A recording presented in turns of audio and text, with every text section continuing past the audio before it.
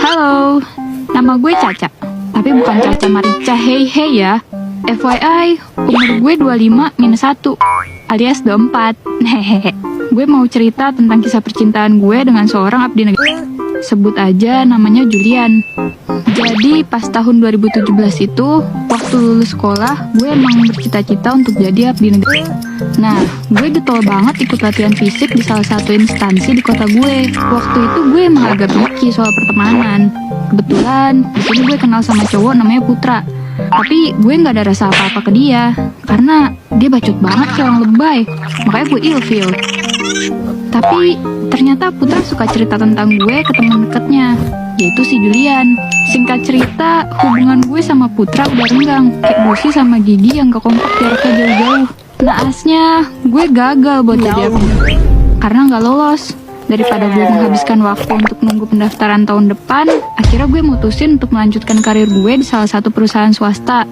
Dan sambil kuliah juga. Di tahun 2018, gue baru sadar, ternyata gue follow-followan di Instagram sama Julian. Dia reply tuh salah satu story gue. Nah, itu adalah awal mulanya kita sering chat intens. Dia ceritain semuanya apa yang Putra omongin ke dia tentang gue.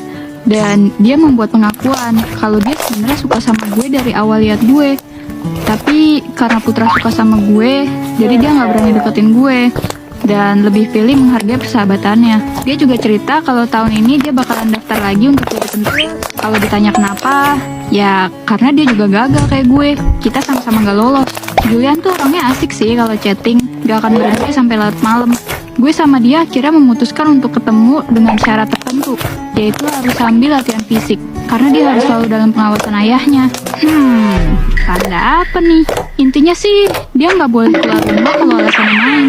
Ya udah, akhirnya kita ketemu di tempat renang. Kebetulan gue juga udah lama banget nggak latihan renang.